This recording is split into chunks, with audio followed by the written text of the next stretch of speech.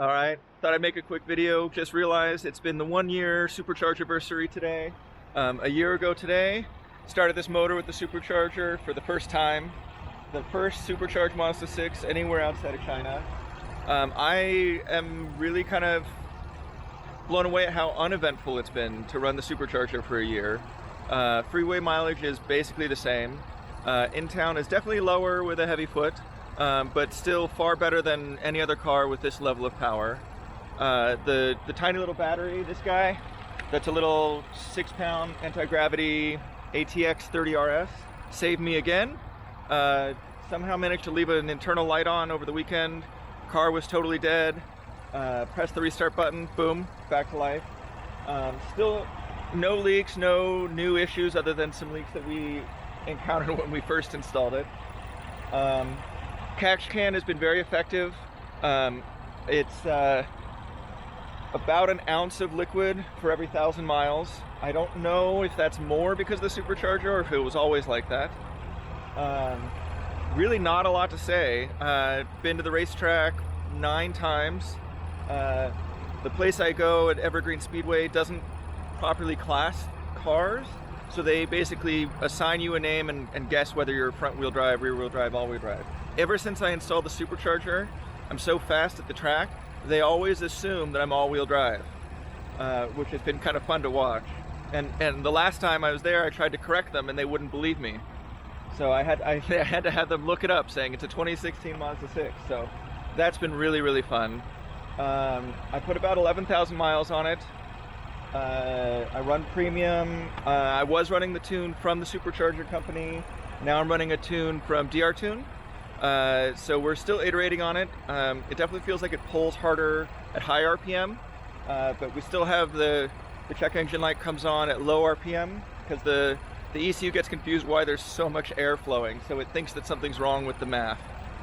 Not a big deal, no effect to drivability. We're trying to figure out how we can solve it with proper tables and maps rather than just suppress the check engine light. Overall, really, really ecstatic with the car. Been doing more work with the suspension, still learning, but Swift springs are awesome. Need to get new tires.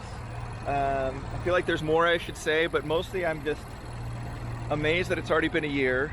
I guess the other bit of news to share is when I did this a year ago, I was the very first person to do it anywhere outside of China. Now, I know of at least 10 people that are already running the supercharger, and probably by the end of the year, I guess that will probably double or triple now that people are catching on to this. It's still not like drag race winning power, especially with front wheel drive, but I tell you what, driving around, it still makes me hoot and holler when I floor it and punch it to red line. On top of that, regular driving, I can drive it like a diesel. I shift much less. The oil seems to be lasting longer because I don't rev it as much, because this twin screw supercharger, I have boost right from idle. So it's interesting, especially like on the freeway, 6th gear, go to pass or speed up, I don't have to shift down. I put the pedal down and let the boost do the work. If I want to accelerate faster, I'll shift down. But overall, some surprising areas where this has changed my driving characteristic and made me appreciate the broad power band.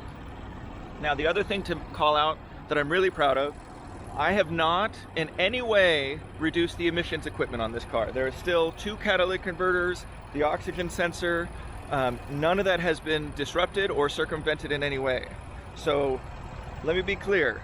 This is now a 300 horsepower engine that still gets 35 miles per gallon on the freeway without defeating any emission stuff. So really, really pleased with that. I know there's a lot of talk about Cork Sport about to release the turbo, but the turbo has to defeat emissions equipment.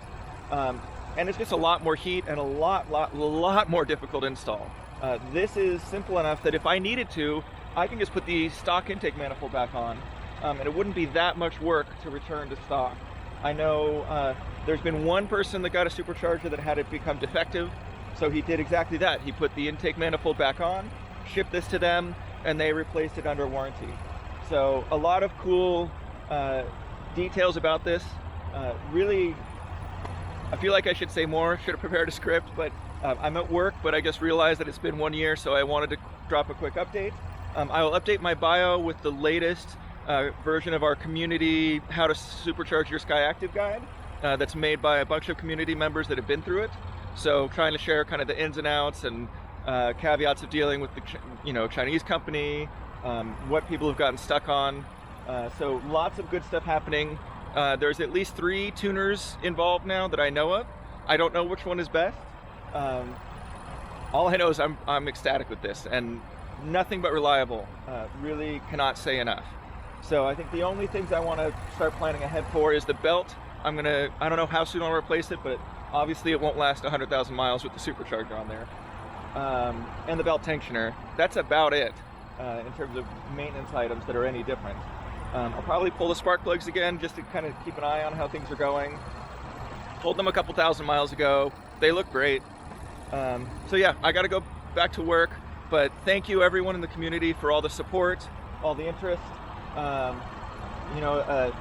My joke with my son was that I went hunting for a dragon and I found one.